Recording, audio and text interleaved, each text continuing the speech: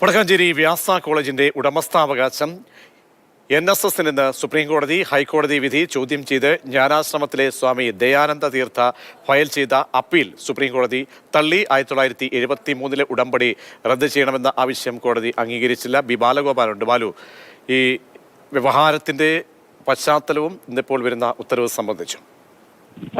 അനീഷ്, വടക്കാഞ്ചേരി വ്യാസ കോളേജിലെ, അതായത് തൃശ്ശൂരിലെ വടക്കാഞ്ചേരി വ്യാസ കോളേജിന്റെ ഉടമസ്ഥാവകാശം NSS എന്ന സുപ്രധാനമായ ഉത്തരവാണ് ഇപ്പോൾ സുപ്രീം കോടതി പുറപ്പെടുവിച്ചിരിക്കുന്നത്. ജസ്റ്റിസുമാരായ JB പാർട്ടിവാലയും R മഹാദേവനും അടങ്ങുന്ന ബെഞ്ചിന്റേതാണ് ഈ വിധി. നേരത്തെ ഹൈക്കോടതി വ്യക്തമാക്കിയിരുന്നത് ഈ കോളേജിന്റെ ഉടമസ്ഥാവകാശം NSSനാണ് എന്നതാണ്. ഇതിനെ ചോദ്യം ചെയ്ത് വടക്കാഞ്ചേരി ജ്ഞാനാശ്രമത്തിലെ സ്വാമി ദയാനന്ദ തീർത്ഥയാണ് സുപ്രീം കോടതിയെ സമീപിച്ചിരുന്നത്. ദയാനന്ദ തീർത്ഥയുടെ ഹർജിയാണ് ഇപ്പോൾ സുപ്രീം കോടതി തള്ളിയിരിക്കുന്നത്. 1973 ഉടമ്പടി റദ്ദ് ചെയ്യണമെന്ന ആവശ്യവും, അതായത് NSSും ജ്ഞാനാശ്രമവും തമ്മിലുള്ള ഉടമ്പടി റദ്ദ് ചെയ്യണമെന്ന ആവശ്യവും സുപ്രീം കോടതി അംഗീകരിക്കുകയും ചെയ്തിട്ടില്ല.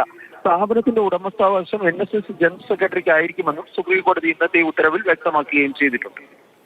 ശരി, ബി ബാലഗോപാലാണ് വിവരങ്ങൾ. വടക്കാഞ്ചേരി വ്യാസ കോളേജിന്റെ ഉടമസ്ഥാവകാശം NSSനെന്ന് സുപ്രീം കോടതി.